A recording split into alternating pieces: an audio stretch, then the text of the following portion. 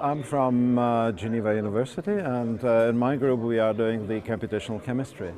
Now, the important aspect of our research is actually development of the function, or how we can tune the materials so that the function could be built into these materials.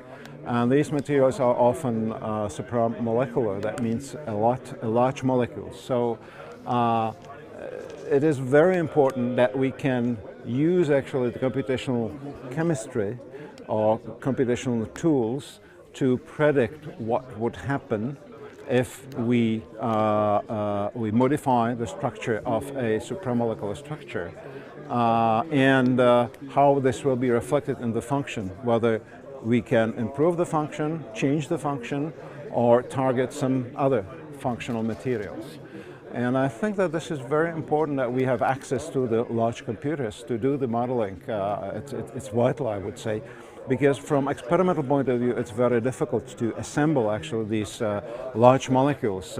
It's probably more difficult than synthesize just a series of small molecules, analogs, which is done by pharma, for example, and then after they are tested.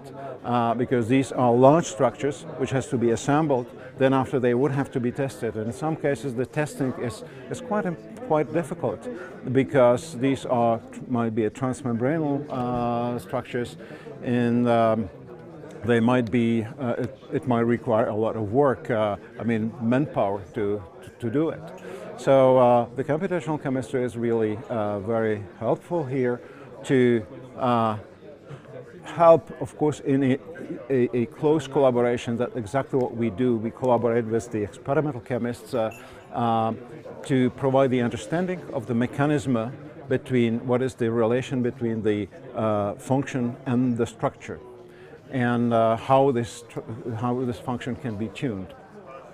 And the simulations here, simulations at different levels, be it the ab initio or the density functional theory simulations, or be it the molecular dynamics, are just very, very helpful.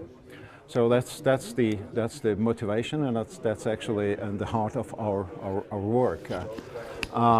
Now, as for this gathering today, the meeting, I think it's very useful, because we have got a direct interaction between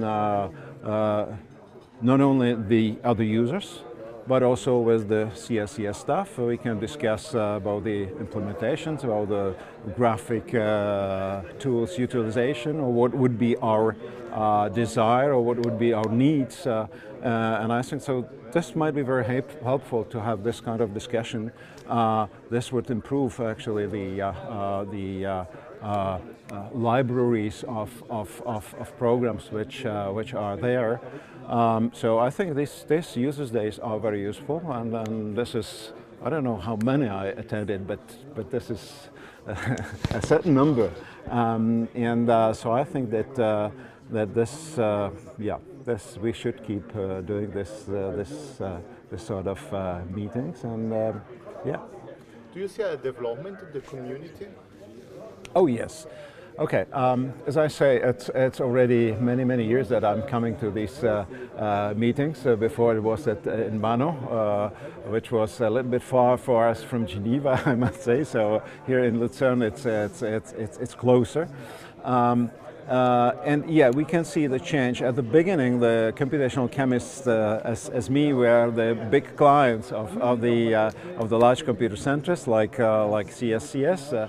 But now we can see many people coming from the meteorology, from the this year the big entry comes from the seismology, and it's very interesting actually to see how these applications develop in these fields, and how actually the large computers are used for this type of modeling.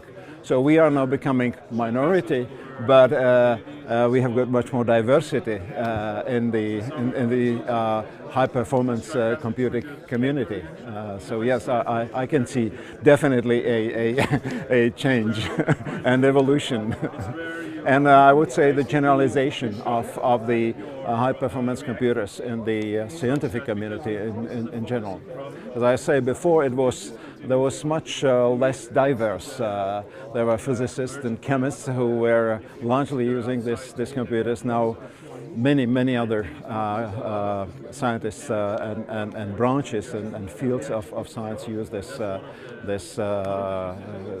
these tools, which are really essential.